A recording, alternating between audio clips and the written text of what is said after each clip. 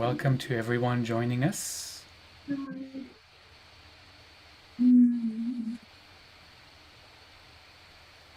I'm just going to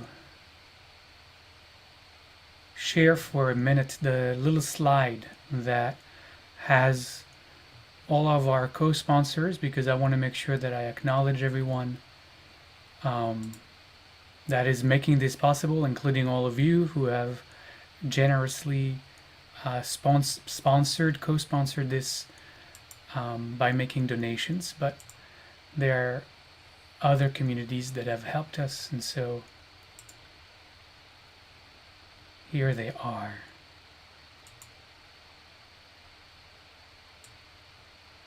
And I'm going to leave this up for just a couple of minutes and then we'll start.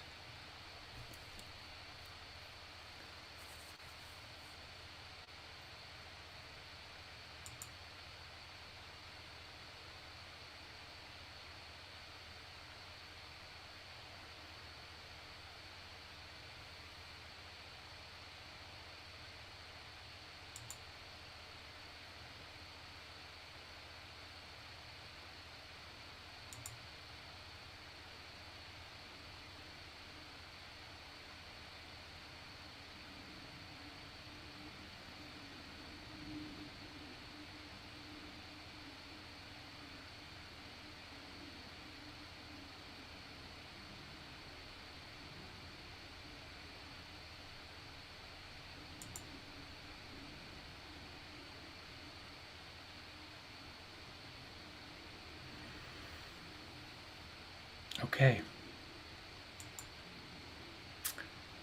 All right, so welcome back, everybody. And I know I start every evening saying that, but we have a lot to cover tonight, so I want to get started right away. And we'll start, as always, with a Shalom Chant. I hope you have kindled your Hanukkah candles tonight and are ready to begin this evening. So just close your eyes.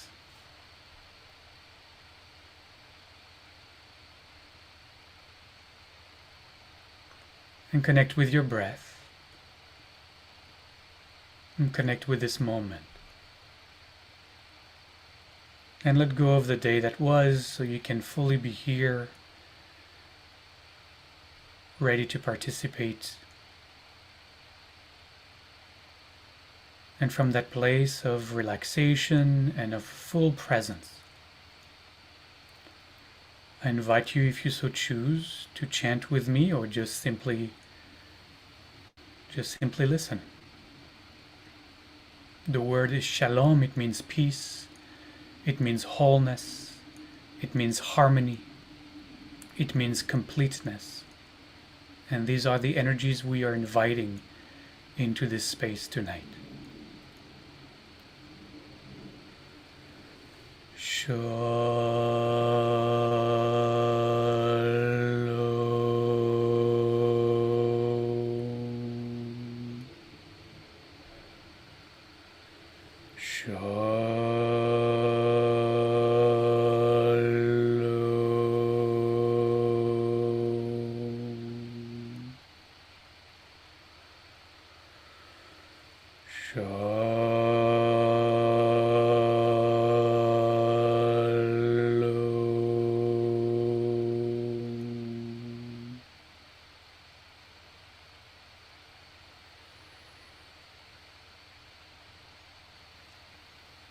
Thank you.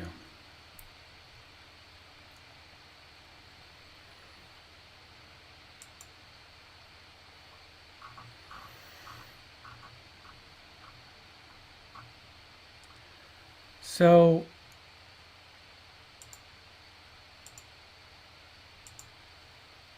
I want to start a little bit differently than I have started all of our previous sessions. Not that we had many, this is only the fourth one.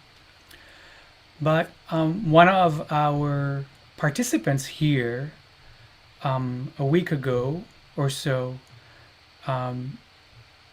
after the session about how the church has worked to disparage, to put down Judaism over hundreds of years, shared with me this little clip that I want to share with you right now. And I want to share it with you right now because of the question.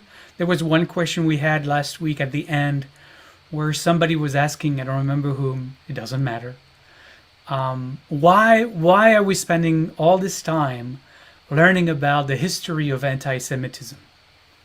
And my answer was that we must learn from history, as I say in the first few minutes of the first session, so that we can prevent it from happening again. But also because we cannot fall into the trap to believe that the anti-Semitic trope of 2,000 years ago are no longer relevant. That somehow what the church did 2,000 years ago is no longer what happens within the world of the church. That they have moved on from that, and that they have learned from their ways and are no longer preaching anti-Semitism. I'm going to share with you this clip that I think answers the question of why we should study history, because I think what we have learned so far is going to help you see anti-Semitism as it's going to show up in this little video clip. Now, of all places, this little video clip comes out of PBS, Public Broadcast Television. And of all the things that PBS does, which, most of us would think are very wholesome and, bring great education to anyone who tunes in, of all that PBS offers, one of the most followed programs at PBS is this series called Masterpieces, right? And one that has gained great popularity over the last few years, I'm understanding, is a series, part of Masterpieces, called Grantchester. Maybe some of you are watching that show when it comes up, and maybe you noticed what one of our participants here noticed. That will show you, I believe, the answer to the why we're doing this together. The clip you're going to see is very short. It's a monologue. It's probably just a minute. The monologue is led by the hero of the series, I believe. I'm not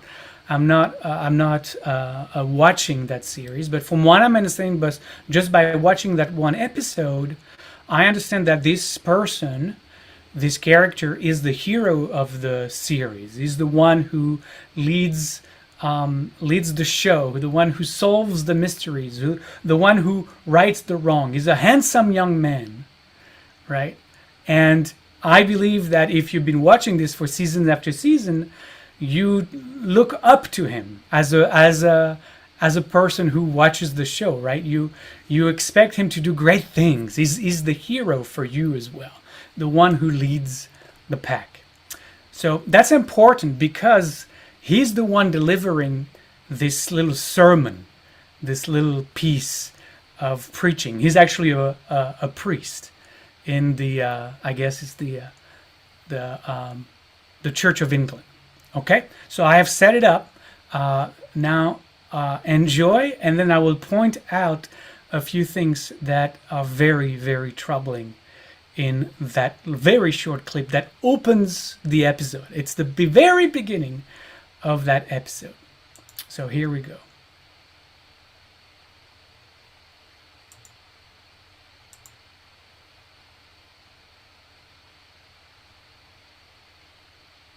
Oh. Shelly, you have to make me host again. I'm sorry. I think I made you host instead of co-host. So can you make me host again and I'll make you co-host.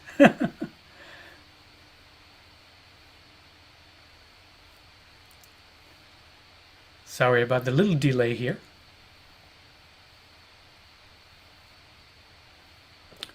But unless Shelly makes me host again, I cannot share my screen, which will be a problematic. Oh, there you go. Thank you for making me at least co-host. Now I can share the screen. And I'm going to mute whomever was not muted.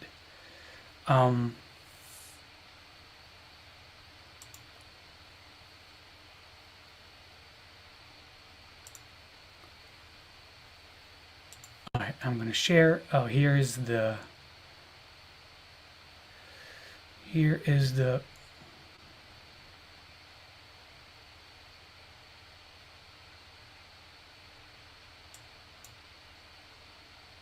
PBS screen, and I'm gonna do it this way.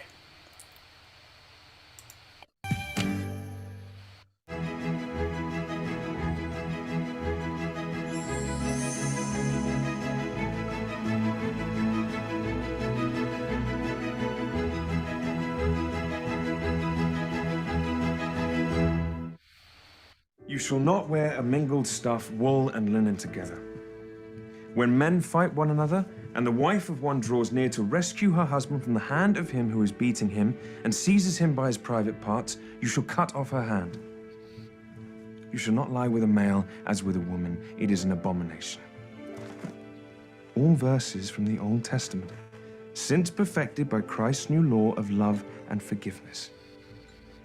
What is the value of outdated rituals and conventions? Of attitudes that condemn more people than they save? I am imploring you, imploring us, to perfect our rules in the same way, and to reaffirm our commitment to redemption, to compassion, to love, and be a force for change in the law, the country, and ourselves. Okay, I wanna let's do that again, and try to notice how many very disturbing moments they are in this 1 minute scene that opens the show.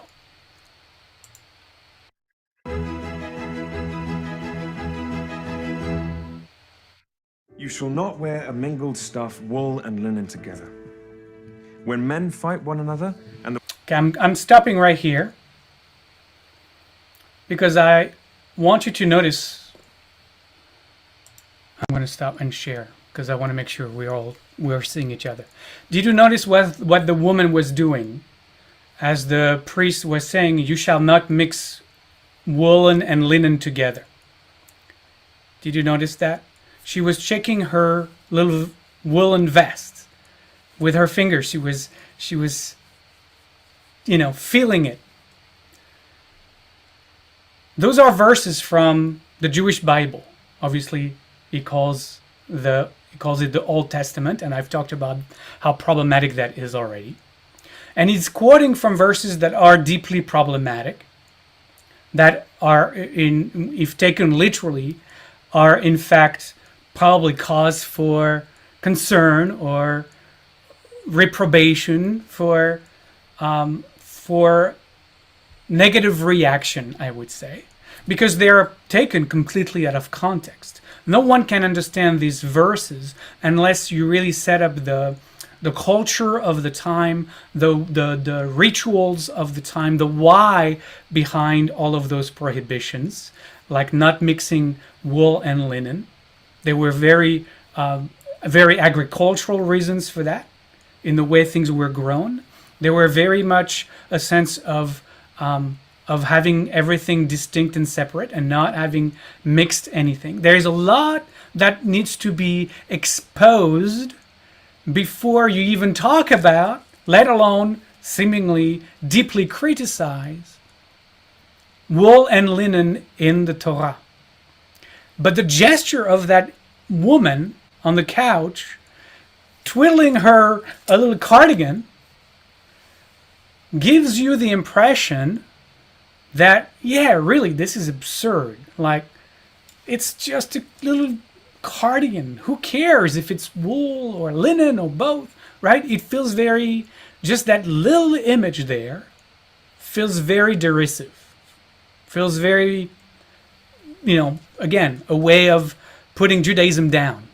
All right, let's continue.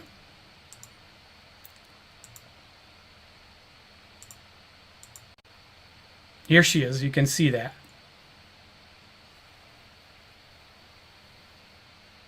See the face that she's making? Like, yeah, what the heck, guys? Come on, Jews. The wife of one draws near to rescue her husband from the hand of him who is beating him and seizes him by his private parts. You shall cut off her hand. You shall not lie with a male as with a woman. It is an abomination. Okay, again, very specific. Here, seemingly anti-homosexuality, without explaining that this verse actually comes from temple rituals and that it's not about sexual intercourse between anyone in the privacy of their own home, but it is specific to temple cult and temple rituals. But that is obviously not explained. But that's a really easy way to punch down on this old Judaism that hasn't evolved to look beyond their own rules and their own laws. Let's keep going. All verses from the Old Testament, since perfected by Christ's new law of love and forgiveness. Okay. Since perfected by Christ's new law of love and forgiveness. Right? What you're hearing in this PBS special is supersession. The Old Testament, according to the hero of the story, has been perfected by the laws of Christ of love and forgiveness, which clearly Judaism doesn't have, since it's the prerogative of Christianity, right? That's the juxtaposition. Judaism is all these antiquated laws that are anti-gay and preach violence and cutting hands and ridiculous wool and linen things. Christianity, who's the perfection of it all, right, is about love and forgiveness. There is more. What is the value of outdated rituals and conventions? What is the value of Judaism? That's what he's exactly asking here. What is the value of Judaism, of outdated conventions and rituals? What really we should ask ourselves, what is the value of Judaism altogether? A relic of the past that should be done away with. Of attitudes that condemn more people than they save. Judaism condemns more people than it saves. That's what this passage is saying. There is more. In this, I was just stunned by how much anti-Semitism you can pack in 1 minute on PBS, in national public television. And it doesn't feel like it's mischievous, right? If you are a good Christian watching this is nothing you've never heard before. It's not going to even register, but this is the good-looking hero of the story who is just telling us all about Judaism. So, is this class relevant to what's going on today? Well, this was last week on TV, national TV. But because we have learned together the sources, the origins of this kind of perspective, of this kind of anti-Semitic propaganda, vitriol, which is really vile. As far as I'm concerned, this 1 minute is just so vile, I can't even start to tell you. But we can spot that now, because through this class so far, we've been given the tools to doing just that. And we can say, and we can write to PBS, which is what the participant who shared this clip with me is doing right now, to complain to PBS. Because the hero could have made his case for whatever he wants to, invite his brother and sister to participate in. He didn't have to punch down on Judaism. He didn't have to make Judaism look so awful in order for him to promote whatever he wanted to promote, but it comes naturally. It's part of the water you swim in, so you don't even pay attention. You don't even see it. It's normal. Nobody at PBS or in England, wherever they film this, stop to think a moment to say, well, is that problematic? Clearly, because it's right here on TV.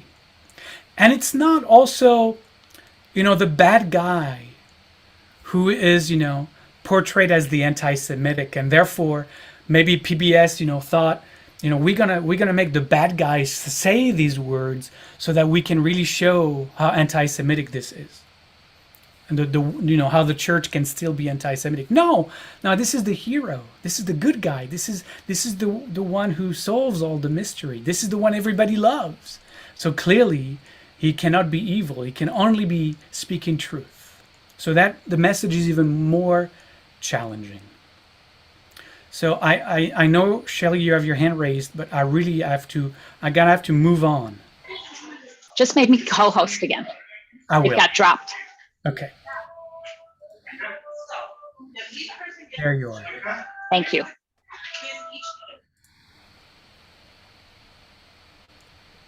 So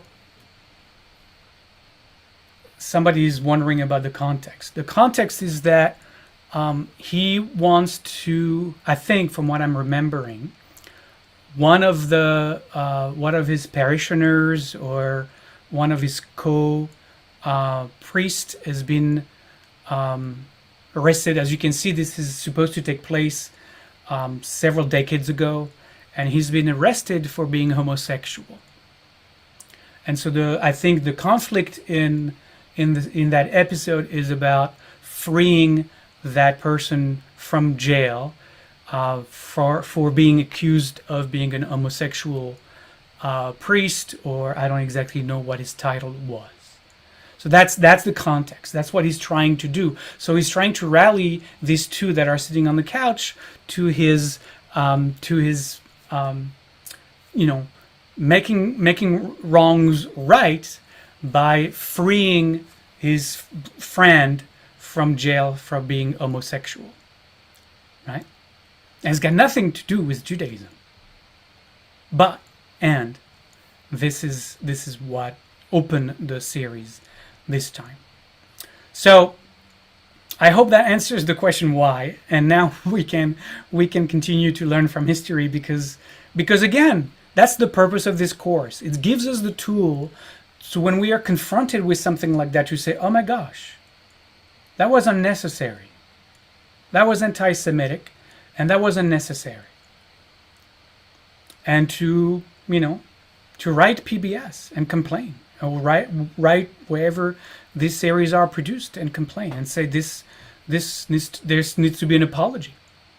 I mean, imagine just for a second, if the priest, instead of quoting from the Torah to make his case, had quoted from the Quran.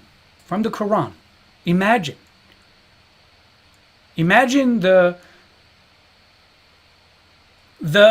outrage that this would have caused by the Muslim community the world over. There would have been death threat. There would have been, I don't know. But with Judaism, it's okay. We can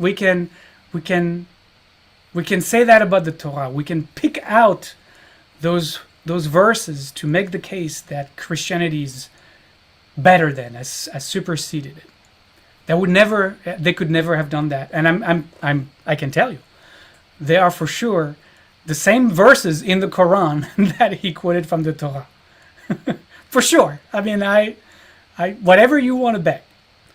So again, why single out Judaism? Why being so anti-Semitic? All right, moving on. We are now in the medieval time, and we're going to talk about medieval anti-Semitism, which, as you will see, is different from what we have seen so far. What we have seen so far, all the way up to the Crusade, is a kind of anti-Semitism that is based on teachings of the church, and that is based on the early days of what the Gospels have brought to the front, and the way this is preached, and leads to violence and leads to murders. Things are going to shift a little bit in the Middle Ages, and will in the medieval time. So these first centuries of the second millennium, which is where we are, again, aside from the first 200 years of those repeated crusades, these few hundred years at the beginning of the new millennia really were times of great challenge. Life was very precarious, not just for the poor, that is obvious, but also for the rich as well. You had infant mortality that was at its highest, and the children who survived rarely lived beyond their 30th birthday. And so altogether, this was a society, a world where people lived in fear and anxiety for today and tomorrow. There was omnipresent danger, and a sense that the next disaster was always just around the corner. So as you can imagine, when you live in such dark times, it is always easier to go through these dark times if you have an other, a them to blame. And for every hardship, every tragedy, and every loss, it really helps having, these people who are quote unquote not like us to be used as scapegoat. And that isn't contained only to the Middle Ages, as we will see. It is also absolutely true today.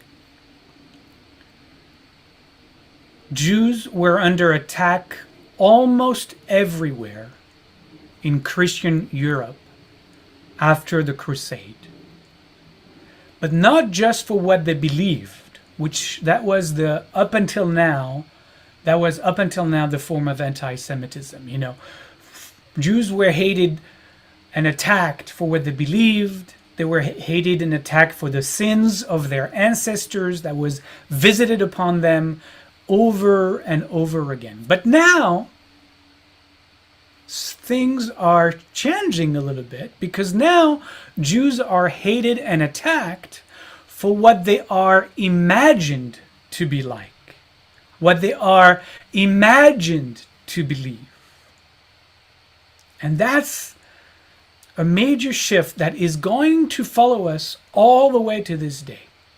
What we imagine about the Jews, what we imagine the Jews to do, what we imagine the Jews to believe, that have nothing to do with reality, but you can work that imagination to conjure up all kinds of horrendous stories, of horrendous myths, which will have dire consequences. And these stories and this myth and these dire consequences that follow them begin to spread throughout Europe. And that will cost untold Jewish lives for many, many centuries. And one of the most dangerous accusations, one of the most damning accusations, involve the myth, the belief, the story that Jews killed Christian children as part of their Passover ritual, using their blood to make matzah, to make the unleavened bread that is eaten during the holiday of Passover. Now, remember that blood was seen at the time as the like the carrier of all ailments, of all illnesses when blood was tainted. Blood was, on the other side of that, also the cure for all ailments when your blood was pure. And so the accusation was compounded by the fact that Jews were also believed to use Christian blood as a remedy, as a cure, as a miraculous cure, right? I give you examples. It was firmly believed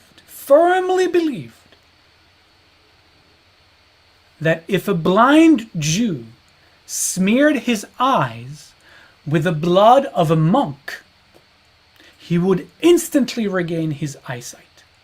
So you can imagine when a monk disappeared, because, those were challenging times, and if you walk through the forest, you may be attacked and your body is never found. You can imagine what happened to the Jews who lived nearby that forest where the monk disappeared. Because of those stories. There was a legend. There was a legend who described a Jewish physician having advised Constantine, remember the Emperor Constantine?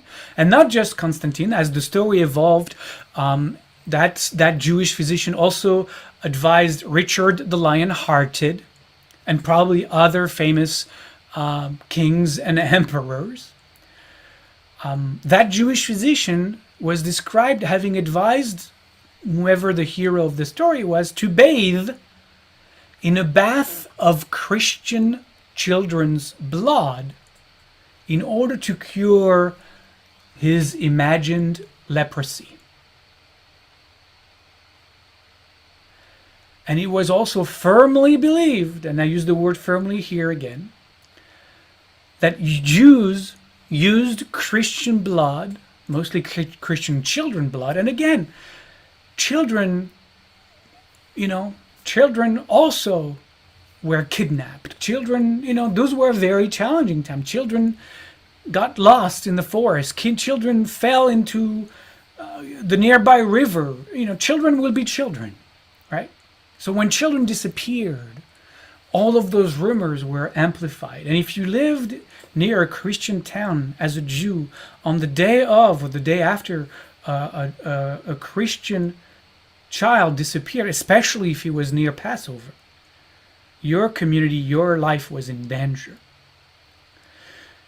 It was firmly believed, here's another example, that Jews used Christian blood to heal their sons' circumcisions.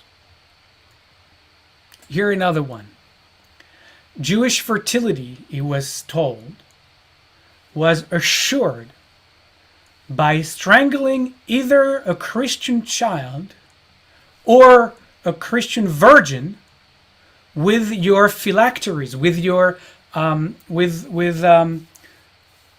phylacteries are these leather stripes that Jews wear for worship, for prayer, in every morning but Shabbat morning, right? So those are very sacred worship tools.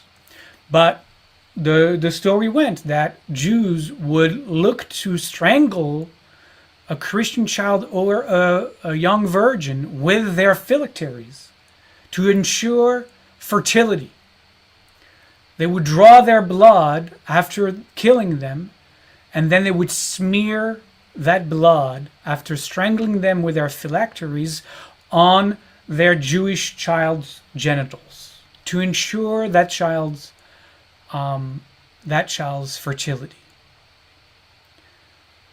Most disturbingly, it was strongly, absolutely believed that for having killed Christ, right, for having killed Jesus, Jews were punished by God, who made all male Jews suffer from menstruation.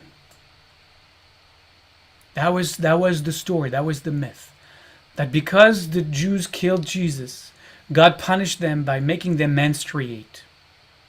And Christian blood was the one remedy to cure male Jews from menstruating.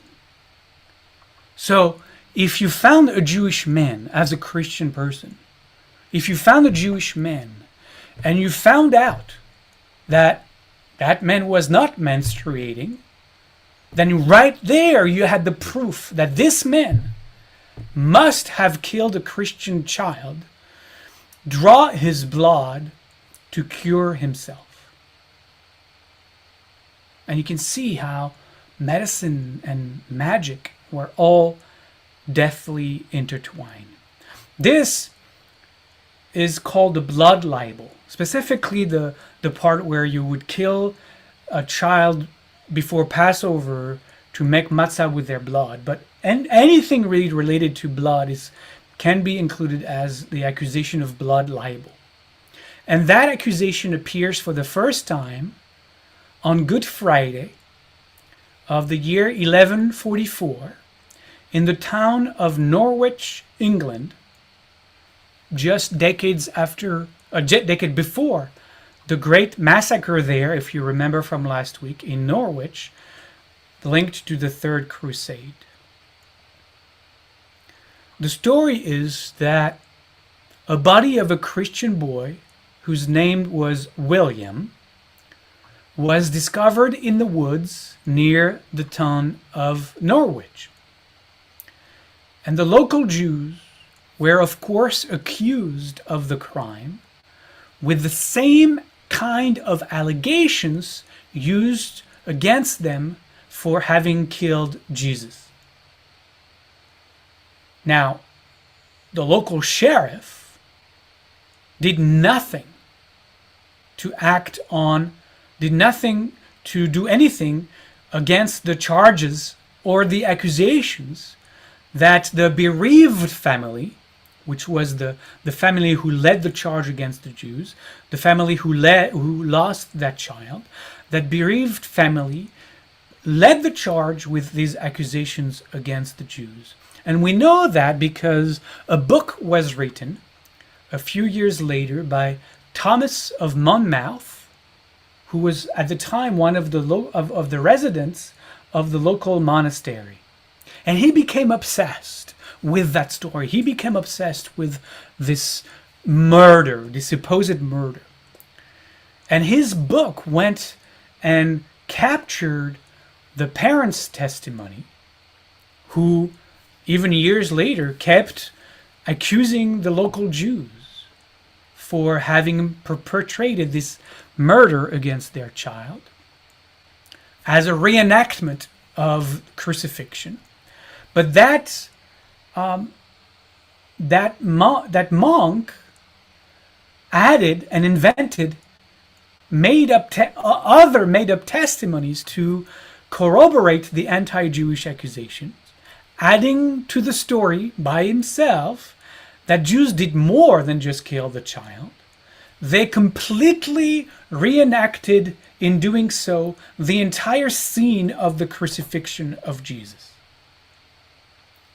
And so this played out at the time of all of those crusades that were happening in Europe, and that already had brought hundreds of anti-Jewish accusations. And so it wasn't really hard to, just add this one into the mix, and to therefore to make this story believable and being believed, especially since church sermons had kept amplifying these stories over the years. And so the story of this Thomas of Monmouth in this very fertile anti-Semitic medieval soil spread like wildfire. So much so that within a very short amount of time, hundreds upon hundreds of pilgrims flocked to Norwich to visit the tomb of William, of the child of William, who became kind of an icon in England. And these accusations and their obviously very dire effects began to multiply. just 3 years later, 1147, they reappear again in Würzburg, Germany. And then in 1168, in Gloucester, England, probably pronouncing this incorrectly. A few years later, in Paris, yet again. The lie really spreads all throughout Europe. And then in 1171, in a small township in France called Blois, B-L-O-I-S, French Jews were in turn accused of murdering a child, a Christian child, and dumping his body into the nearby river, the Loire River. The entire Jewish community of that town, very small Jewish community, 40 people, 40 Jews who lived there, all of them were brought to jail. They were imprisoned for weeks after weeks after weeks. And during that time, there is no details into how, 31 out of those 40 were murdered while in jail. In 1255, a 5-year-old Christian child of Lincoln, England, again back in England, this time it's in Lincoln, his name was Hugh, and Hugh, the 5-year-old Hugh, fell into the town's well. You know, every town had a well, and this little kid probably climbed onto the well and fell into the well. A Jew was arrested, one Jew was arrested and tortured until he confessed, quote unquote, of ritual murder. The entire Jewish community, this time of 100 Jews, all of them were imprisoned. King Henry III, King of England of the time, King Henry III traveled, having heard of the story and of the Jews having been imprisoned, traveled with his court to Lincoln and ordered there the confessing Jew, quote unquote, right, to be executed. And he ordered the rest of the Jewish community there, the other 99 Jews, to be transferred back to the Tower of London.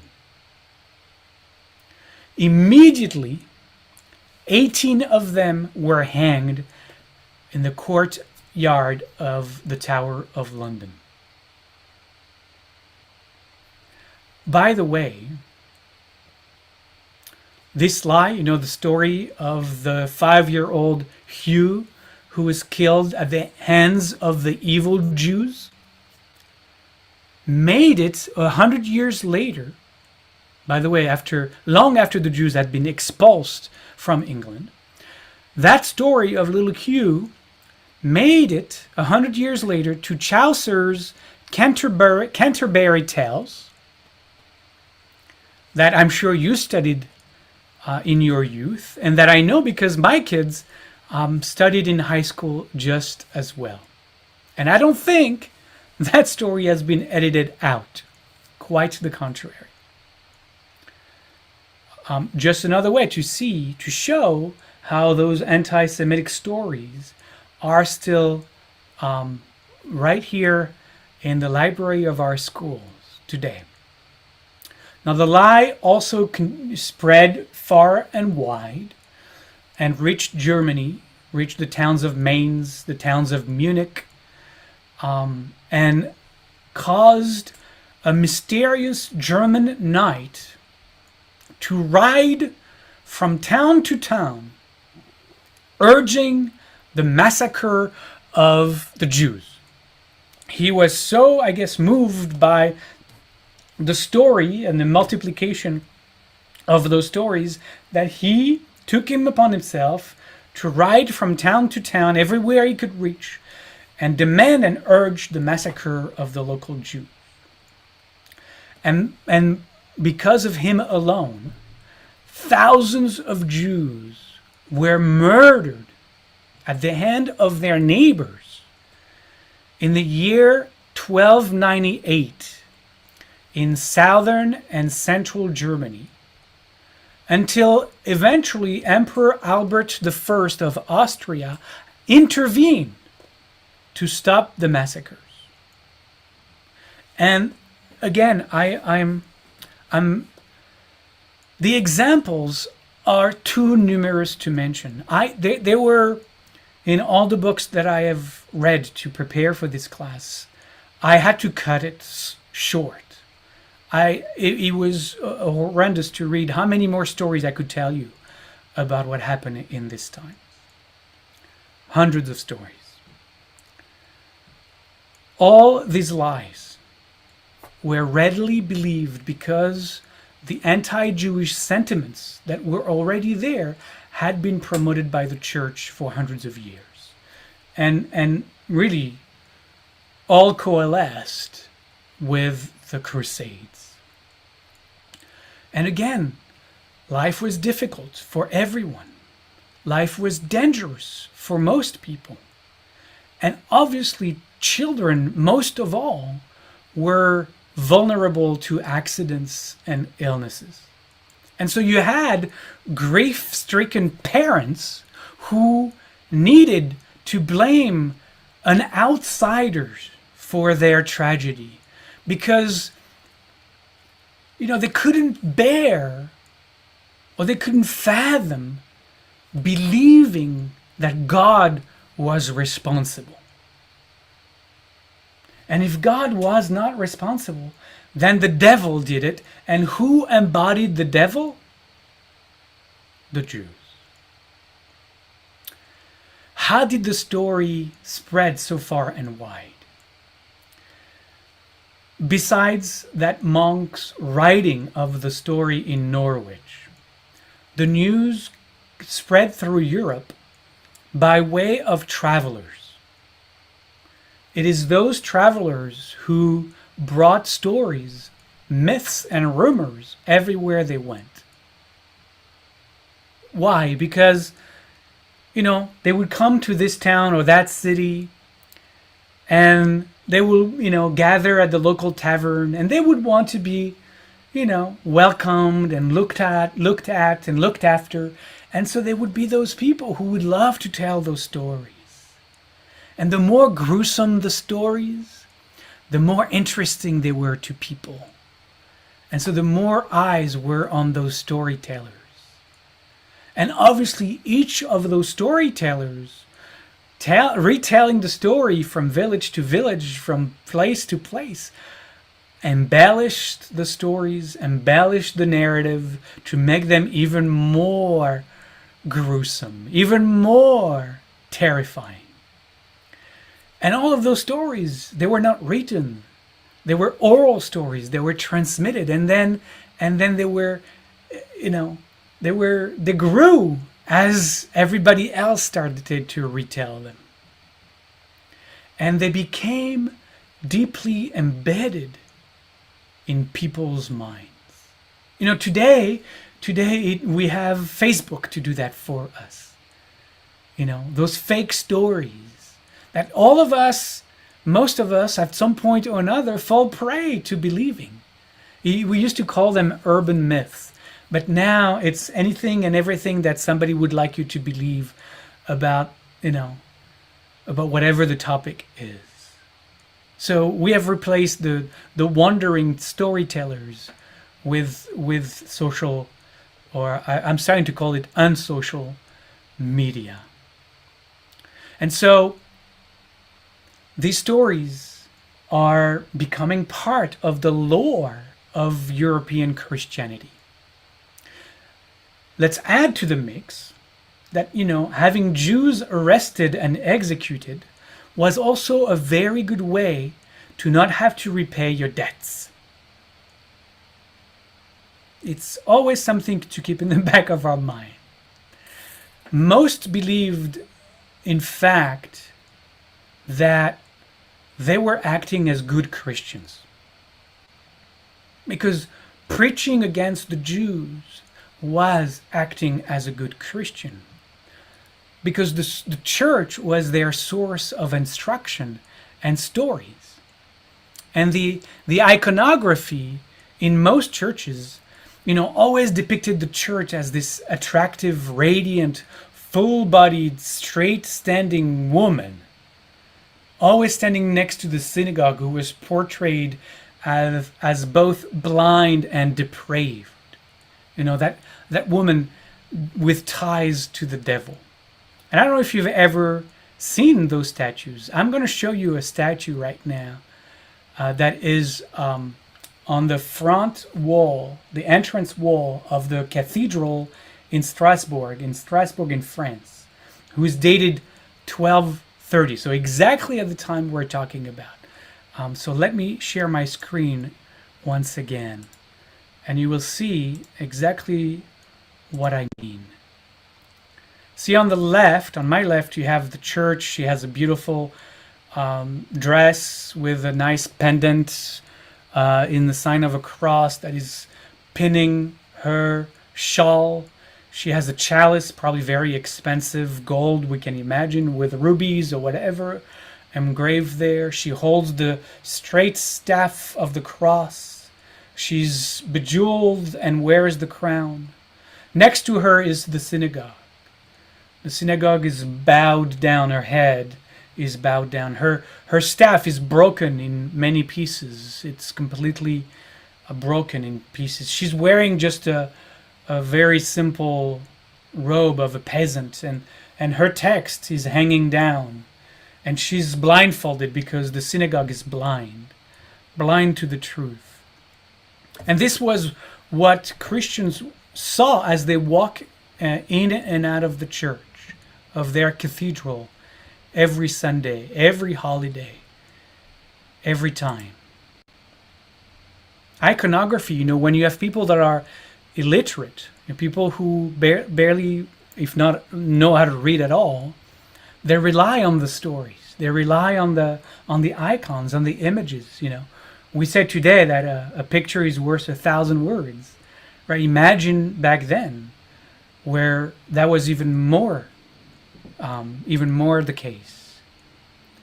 All this contributed to, you can think of it as the early posters of propaganda, anti-Semitic propaganda. There were no posters yet, but as you built your cathedral, mostly from Jewish lenders' money, you made sure to include those kinds of iconography. By the late 1200s, an even stranger accusation appears. So we talked about blood libel and all the forms that has taken. But then there is a new one that also appears in the late 1200s. That one is called the accusation of host desecration. The host desecration. And that accusation is going to follow exactly in the same tracks as the blood libel. So what is this accusation of the host desecration? In many churches, Catholic churches, the central worship ritual was, and I think it still is, I'm pretty sure it still is, the celebration of the Eucharist. As part of the liturgy, a wafer and wine are blessed in remembrance of Jesus' words, not just words, but Jesus' words and actions during the Last Supper, as he blessed and shared unleavened bread, right? The matzah, which is very interesting. As he shared unleavened bread and wine during the Seder, during the Passover Seder, he is reported to have said, holding the matzah, "This is my body," and holding the Kiddush cup, the chalice, with the wine in the chalice, "This," he says, "this is my blood." And many Christians came to believe that Christ was truly present in the wafer which came to replace the matzah. And that wafer is, as another name, is called the host. And then they also had the wine. But the Christian started to believe that the host itself, the wafer, had magical powers. And a rumor began to spread in Paris that year that Jews had acquired a consecrated host. They had acquired it by theft, either by theft or as a security, a guarantee against a loan, which is very, how do I say, very much reminding me of, the pound of flesh in another story. They had acquired, either by theft or as their pound of flesh, they had acquired that consecrated host in order to determine whether it did or did not have those magical powers that somehow they had heard the host had, probably from their best Christian friends. And the story goes that the Jews were reenacting once again the crucifixion of Jesus, of the Christ, by stabbing the host, which was thought to be the body of Christ, by stabbing the host with a knife, and in doing so caused the host to shed blood. Of course, in the story, after witnessing the miracle, they, however many Jews were there, they all immediately fell on their knees and converted to Christianity. And the story spread as quickly and as broadly as the blood libel accusations did, and was immediately widely believed. So much so that the Pope ordered a chapel to be built right at the spot where the imaginary desecration of the host was rumored to have happened. To this day, that chapel sits there in Paris. And as it was for William and Hugh in England, that little chapel became an incredibly popular pilgrimage site, just as the two children's burial site had become in England. Now, if you notice in the story, it's a great Christian story, and because it ends with the Jews converting into Christianity, there were no attacks on the Jews of Paris because of that story. But other communities were not as lucky. And years later, at an event that commemorated that story as fact, at that very chapel in Paris, in 1306, that commemoration became, in fact, the trigger for the complete expulsion of all Jews from France. Just because of that story. Every single Jew had to leave France. I'll tell you right now, they'll come back. They will be very much welcome back sometime later, a few years, decades maybe later. Again, because they were needed. They were needed. They were needed for business. They were needed for commerce. They were needed. Another such accusation, kind of the same story of the desecration of the host, in 1370, led to the almost complete eradication. I mean, very few survived, of the entire Jewish community of Belgium. So not every Jew was as lucky as the Parisian Jews at the time. Okay. So we have those two multi-pronged stories against us at this point. Again, all coming from imaginary stories. Like, it's no longer accusing the Jews for being unbelievers. Those are now accusations that are completely made up. Myths, rumors, that are about what Jews are believed to be, to do, or to believe themselves. But things are not going to get any easier. In fact, things are going to turn for the worse. Because then comes the Black Death. The Black Death was an epidemic of bubonic plague and other contagious diseases that spread across Europe and all around the Mediterranean between 1347 and 1350.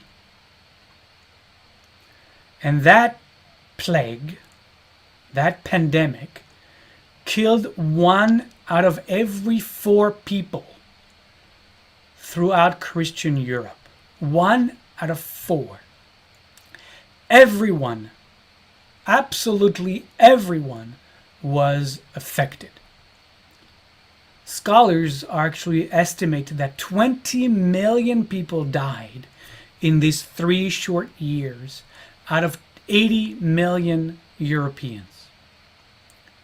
The truth is, no one knows the actual number. But unable to understand the medical causes of the plague, and with their hostility already stoked by the Blood Libel, by the host desecration accusations, Christians came to suspect the Jew immediately, based on those earlier story of poisoning the local wells out of malice and out of vengeance. And the poisoning of the local wells was the cause of the death of millions. Jews were forced to confess. Jews were tortured to confess. Jews were forced to testify against other Jews. And as the accusations spread farther and farther, faster and faster, more and more Jews were killed, were expelled, were martyred. Local towns held trials from Jews from whom they extracted forced confessions. And Jews were everywhere condemned to be burned alive. And when one local town burned their Jews, the news of the trial would spread to another town, to spread to other cities, and mobs of Christians would drag their Jews from their home and throw them into bonfires. Pope Clement VI himself tried to stop the massacres, so widespread they became, pointing that peoples of all religions were dying equally from the plague. But that had no impact whatsoever. A Christian group known as the Flagellants, who came together to fight the plague, grouped themselves in groups of hundreds and traveled together from town to town. And once in the town square, they stripped to the waist and whipped or flagellated themselves to atone for that town's wickedness and save Christendom from the hell of the bubonic plague. That's why they were called the Flagellants, because they flagellated themselves in such a ritualistic way on the town square everywhere they went. In every town they entered, They not just did that ritual at the center of the town, they also took it upon themselves, as they were bands of hundreds, to murder as many Jews as they could, accusing them, as the story had already gone around, to have poisoned all the wells of Europe. And some sources tell us that at least 60 large Jewish communities were completely destroyed, as well as about 150 smaller Jewish communities destroyed, burned to the ground. It is estimated that out of the 450,000 Jews who lived in all of Europe at the time, 16,000 Jews were killed by these attacks alone. 16,000 Jews. And of course, this was at the time when the plague itself decimated the Jewish population at the same rate as everyone else. But then they had to contend with their Christian neighbors and those groups of vigilantes who set out to kill them on top of that. Now, if you think that this is an accusation of the past, I would just ask you, after this class, to Google pandemic and Jews, and you will see today's anti-Semitism staring right back at you. Because it's right there. Thousands of accusations linking the Jews to the pandemic through which we are going right now. There was a really great article that also was sent to me by one of the participants here that was published last year about how blood libel nightmares still haunt us today. We'll be posting it on the private Facebook page for the course. And if you are a patron of the course, first, thank you for making this possible, but you also will have access to the page and you can read the article later. It is also not too late to become a patron if you want to. It doesn't take much, just a few dollars in support of this work. I'm going to share my screen again just for a second here. So that, I'm going to escape that. We already saw that earlier. This is the article I'm talking about. It's from Wired. You can see that in here. It's called The Dark Vitality of a Hollywood Blood Harvesting Conspiracy. I'm copying now the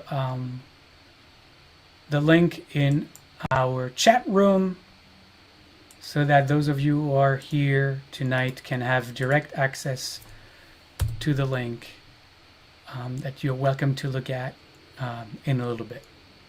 So yeah, no, this is still happening today. We have not moved beyond that accusation. I also want to briefly mention another accusation leveled against the Jews by the church, because just in case this wasn't enough, at the same time the church also worked to undermine Judaism, to undermine the synagogue, and specifically to attack rabbinic Judaism, which was seen by the church as the arch enemy of the church. And the accusation is captured as the perfidy of the Talmud. That was the accusation. There were attacks against the Talmud in order to demonize, in order to, diminish, destroy, really, rabbinic Judaism that was grounded, that was held that had the Talmud as the center of Judaism. It starts with an interesting character. I don't know if interesting is the right word. His name, he's known by the name Nicholas Donin, Donin. And that's probably wasn't his original name, because he was a Jewish-born man who rejected Judaism, and together with the Talmud, that he considered inauthentic to true Judaism. He was, as you can imagine, excommunicated by the Jewish community for spreading such beliefs, and he immediately converted to Christianity. Not just converted to Christianity, he became a Franciscan friar. So someone really committed to Christianity. In the year 1236, he presented Pope Gregory IX with a list of 35 charges against the Talmud. He claimed that the Talmud was a work of heresy, that the Talmud contained lies and statements against Christians and Christianity. The Pope himself, having reviewed the accusations, the 35 charges, agreeing with every single one of them, writes immediately the bishops, especially the Bishop of Paris, sending him a copy of Donin's accusations and asking the Bishop of Paris to not only alert all the French church hierarchy, but also the political hierarchy of France, namely the king and his court. He ordered the Pope, the bishop, ordered that the Talmud be placed. Oh, sorry. The king ordered the seizing of all the books of the Jews, and subsequently to burn them all. And all the books of the Jews is a direct quote. But that wasn't enough. The king of France wanted more. He ordered that the Talmud be placed on trial. And so he convoked the leading rabbi of Paris to answer to those 35 charges. And you can imagine the poor rabbi of Paris, stuck between a rock and a hard place. He knows walking into what's going to be called a dispute, that he cannot dare to win. Because if he wins, if he makes a compelling argument, he knows that is going to have dire consequences to the Jews of Paris.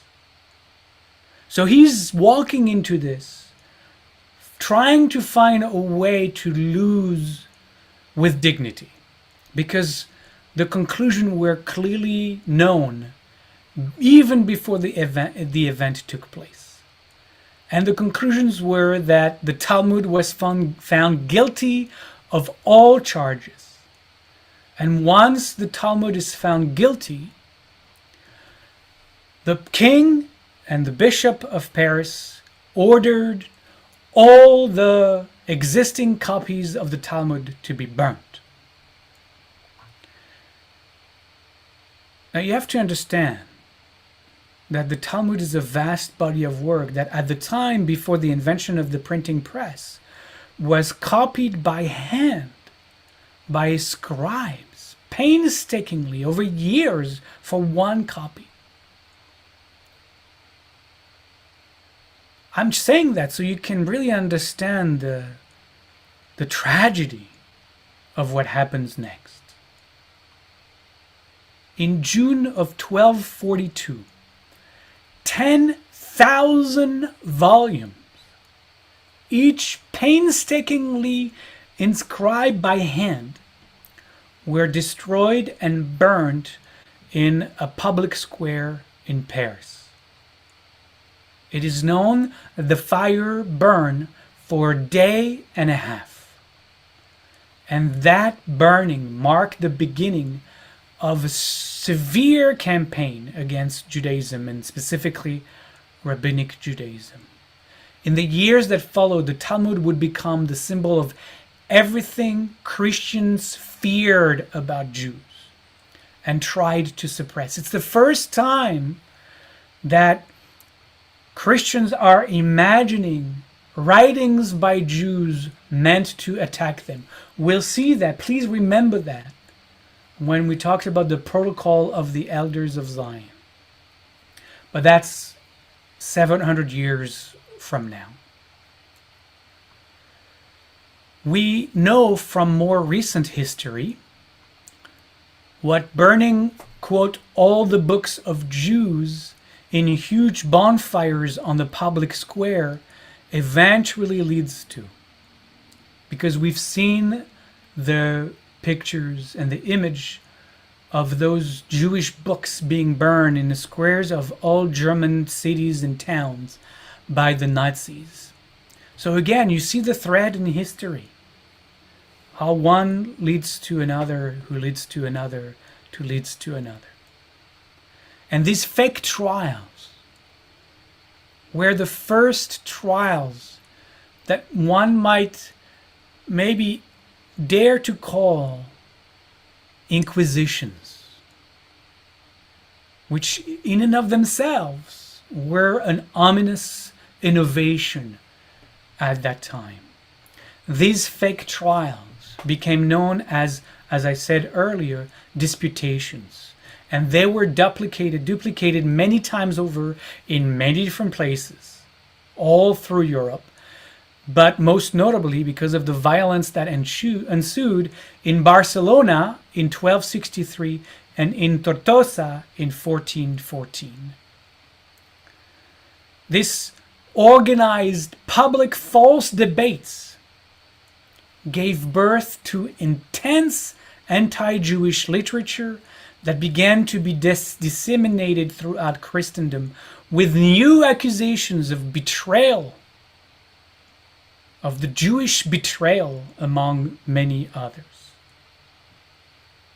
The King of Aragon imposed upon the local Christian preachers to go and preach in synagogues, to go and preach inside synagogues on Shabbat, to prove to the Jews assembled there the superiority of Christianity. These were relentless. These were non-stopping, ongoing attacks on Rabbinic Judaism, all meant to pressure the Jews, to put enormous pressure on Jews to convert to Christianity.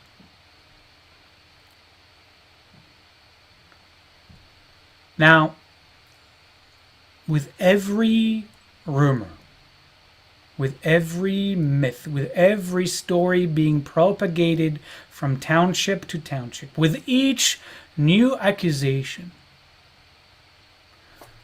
the way that the masses of Christianity began to think about the Jews became more and more distorted.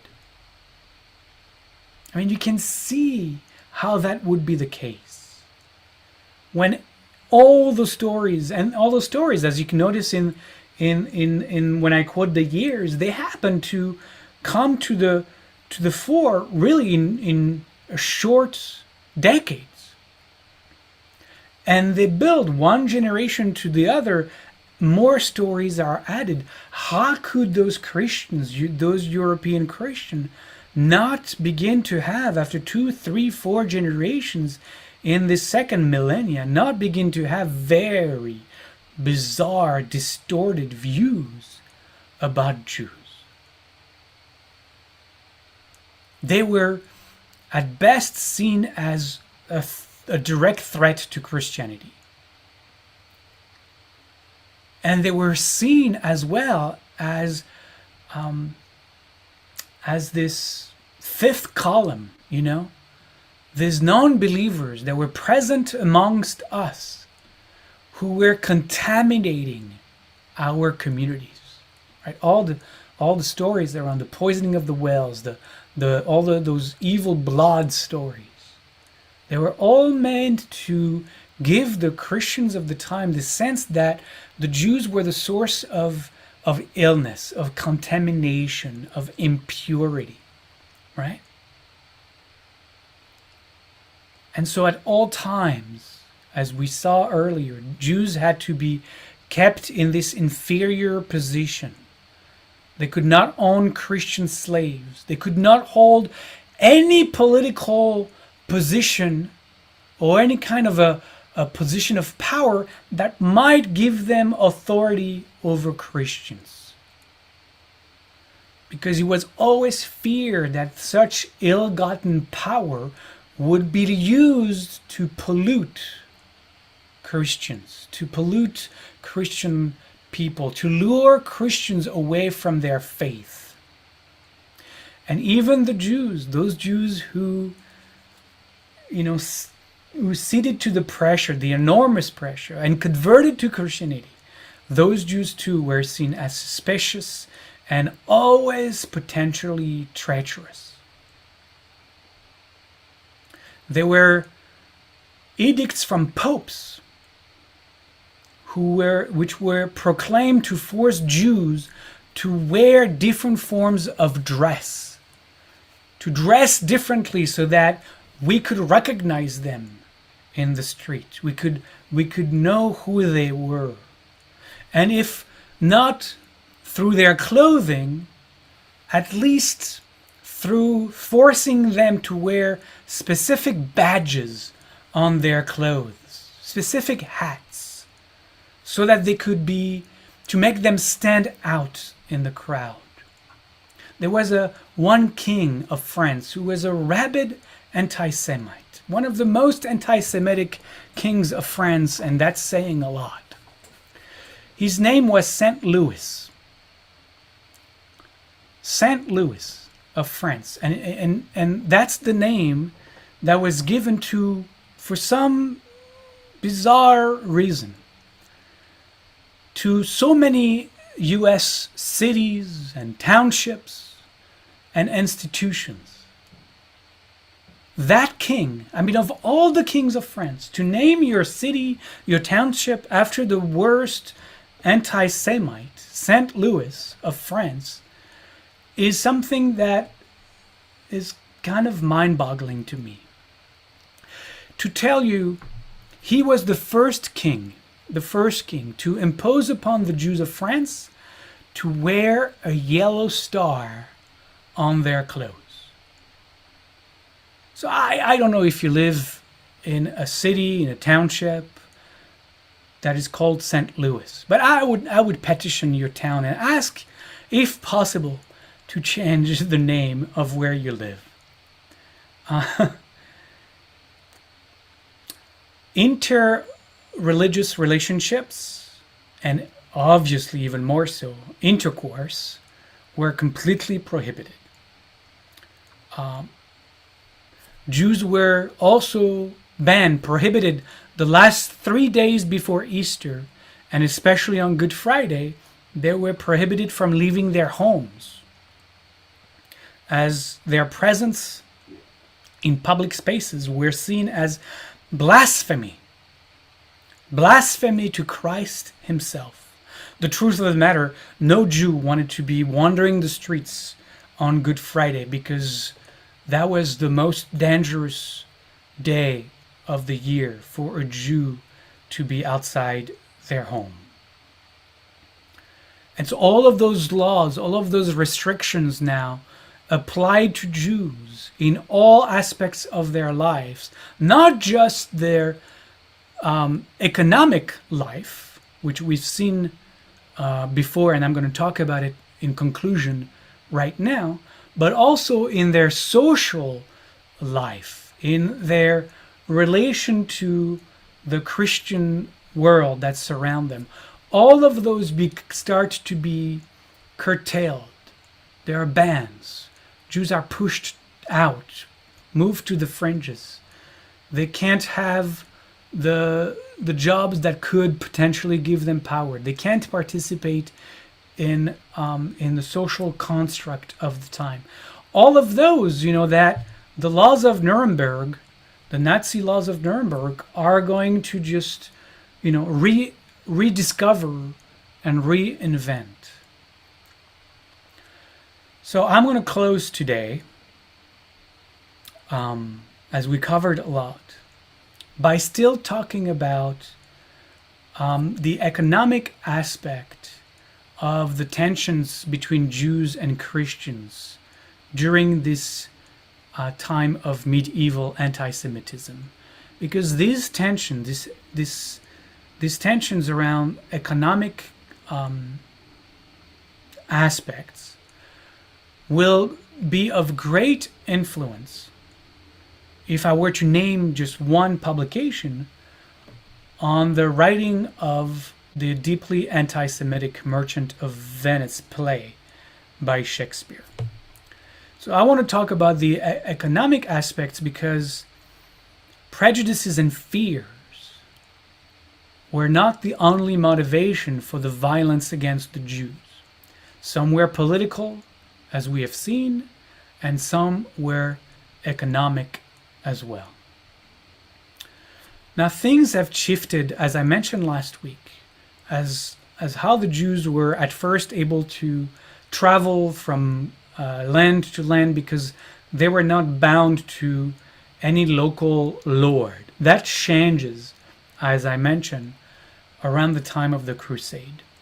Now, after the Crusade and through the Middle Ages, Jews have come to depend for protection on the temporal leadership of the local kings, dukes, barons, whatever their title was. And that relationship became formalized as a kind of servitude to those local rulers, a kind of serfdom. Jewish communities were not entitled, however, to legal protection. That's very important. Jewish communities were not entitled to legal protection because they were considered the property of the local ruler's estate.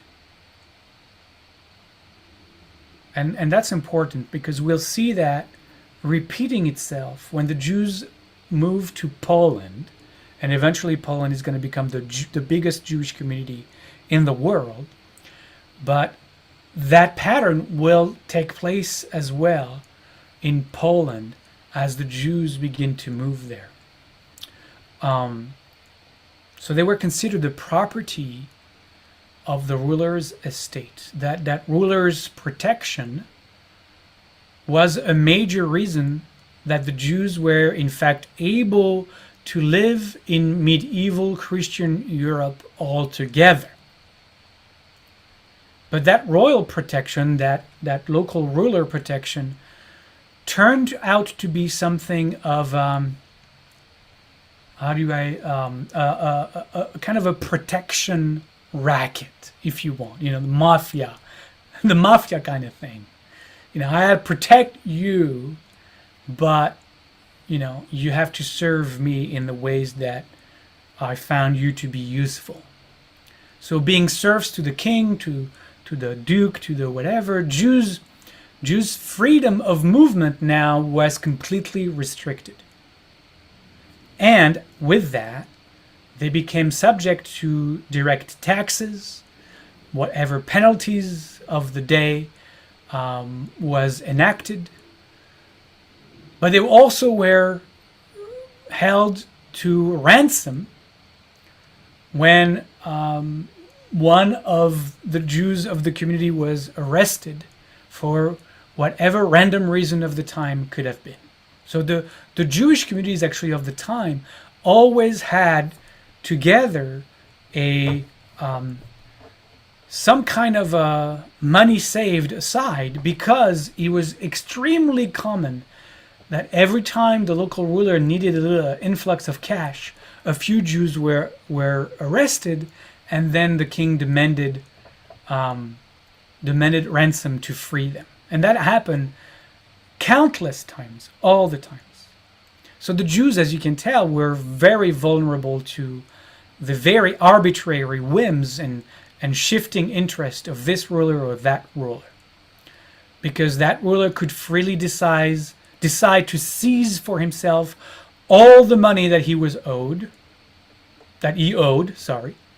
and then restrict the Jews' ability to charge also interest on loans. He could pressure them to convert. He could, from one day to another, expel them from his realm.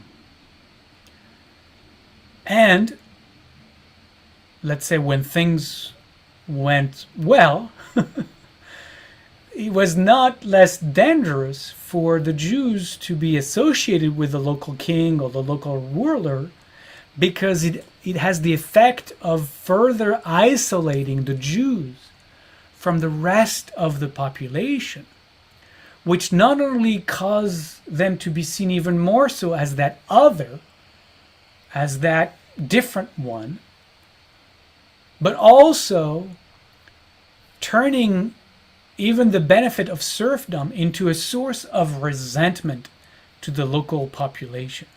Because those Jews were seen as an extension, being the property of the local ruler, as an extension of the local rule as well.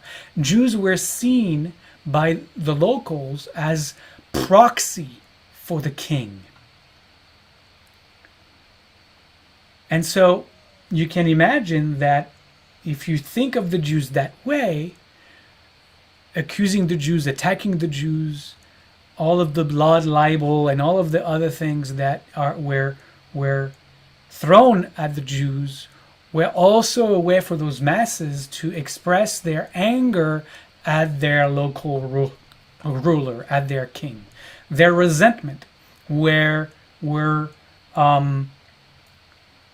scapegoated onto those other Jews, property of the king, who were the proxy of the king. Now, most moneylenders were Jews, but most Jews were not moneylenders. Whatever their occupations, however, there always were legal restrictions placed on them, which affected their ability, for example, to employ Christian workers. That was not possible. You could not have a Jew in charge of a Christian. They were blocked from many different crafts, especially once the guilds were put in place that really restricted any Jew to come and enter those guilds. And the guilds were critical to trade and the economy of the time. And so Jewish merchants began to face increased competition from Christians, unfair competition, really, at that point. Jews were ordered to act as moneylenders because Christians oppose usury. And the truth of the matter is, a few became quite successful doing that. I mentioned last week that the Jews, some Jews, few Jews, a handful of Jews, let me be clear, were able to become so successful that they had enough cash, enough money available to become really instrumental in the major economic projects of many towns and cities throughout Europe. Even the church actually came to rely on the power of the Jewish money. But also, Jewish moneylending provoked great animosity. Because, again, it's very important to understand that just as the Jews could not employ Christians, just as the Jews could not have Christian slaves, just as the Jews could not enter in relationship and have intercourse with Christians. The animosity of Jews becoming wealthy, those money lenders, reversed the expected power relationship between Jews and Christians, which is, by the way, a critical component to understanding the anti-Semitism in the Merchant of Venice, for example. That is really key to that. Like, for Christians to feel inferior or owning to or dependent of a Jew for their goals and their well-being, for their purpose, you know, that was unbearable to Christians everywhere. Because again, the Jews were supposed to be pushed down, the poor, you know, the poor synagogue. And so needy Christians really resented their dependency and their indebtedness, all their debt, to those low-life Jews that should be low-life. And so they became even more resentful if they had to forfeit the collateral that they had pledged to pay off a debt. That would be the worst that could happen. Again, think about the Merchant of Venice. So, you know, money lending, as we would see today, was understood to be a kind of, you know, blood sucking. Again, I'm using that word on purpose since we've been talking about blood so much. And so oftentimes all of the accusations were merged together, right? They were merged together, all of them, all of the ones that I have highlighted for us tonight. And as they are merged together, they are also amplified in the stories told and retold again. And there is one book that is going to have great influence, and I'm gonna end with mentioning that book. It's called The Profanation of the Host, right? Where the villain in the story is a Jewish moneylender who offers to return to a Christian woman the pledge of her loan if she secures a host for him to desecrate. And those kinds of books, those kinds of stories were told and retold all over Europe. I'm going to end tonight on this very high note. And I really look forward next week to talk about Luther. Let's go with what's going on in Germany and Luther, and also the Renaissance. And there will be next week, as part of that, about 5 minutes of the good things that are happening to Jews at the time of the Renaissance. So you will have a ray of sunshine next week for about 5 minutes during the class. Because, as you can imagine, Luther did not do as well as we would hope he would. There was Reformation, but we didn't reform everything. I guess you could say that. Okay. It is 8:40, maybe one question tonight. Again, I don't have the time to look at what's in the chat room. If you have questions there, please, I beg you, take those questions and put them on our private Facebook page, and we can continue this conversation there throughout the week before we meet again next Tuesday. Anyone with a question, unmute yourself and just ask. I would like to know how did Jews even exist under all this? that they weren't or converted or whatever. Just that Jews even. Yes, that's always no. I always have that question whenever I talk about this. You know, the story of the Jews of that time is how fast can you pack your bags? I'll give you one of my favorite stories about that, which is, you know, one of the main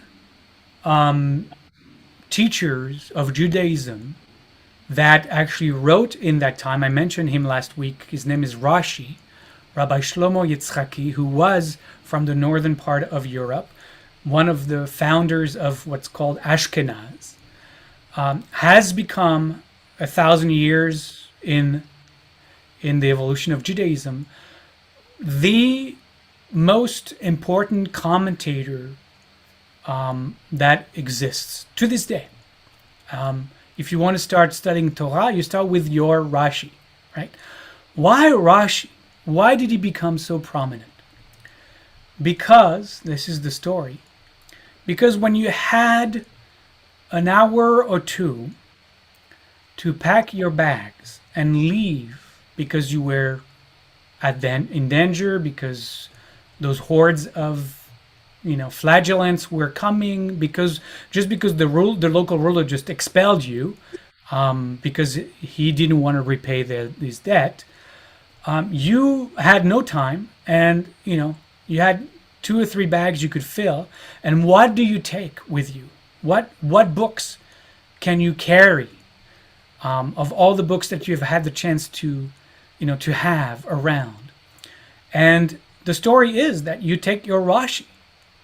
And so of all the copies of all the great scholars and Jews who lived through these times, who wrote, we have lost probably 80% of them, because you grabbed what you could, the 2 or 3 that you could grab, and you ran away with that. And that's how we survived. We survived by migration. We went, as we will see, and this is starting actually right now. The Jewish Polish community begins around the year 900, 1000. So the Jews are going to migrate east and further east and further east as they are expelled from England, they are expelled from France, they're expelled from Germany. And so they migrate farther and farther. And then they're expelled from Poland and they come back westward. And there is this coming back and forth of the Jews. And that's how the few survived. And then, be fruitful and multiply. I mean, it's in the Torah. So that's how you survive as well. That's how Jews survived. But yeah, and every generation, in every place, there were pogroms, there were massacres, there were people turning on them, time after time. Yes, and still, here we are. I always say, think about it. We survived the Phoenicians. We survived the Assyrians. We survived the Babylonians. We survived the Persians. We survived the Greek. We survived the Romans. And we survived all the kingdoms, and, we're still here. They're all gone. We're still here. So there must be something about us. This core of needing to survive and continue that sees us through those most harshest of times. And we'll see what the future has, but we'll, God willing, survive that as well. I'm going to say goodnight. We're going to close with Shalom, because we always do that, because, we want to share energies of peace, energies of wholeness and harmony for ourselves and for the world. So just bear with us for just one more minute. And close your eyes.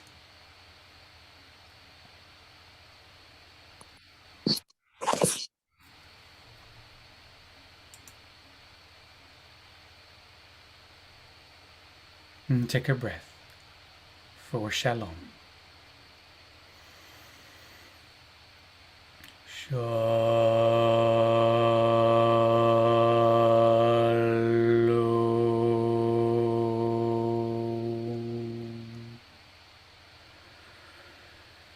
Shalom.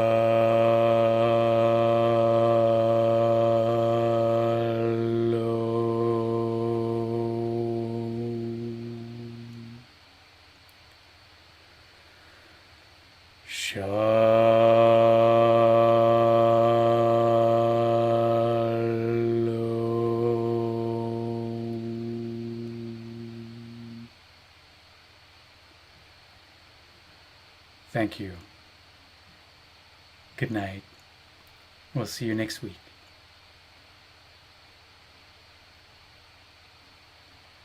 Thank you. Thank you.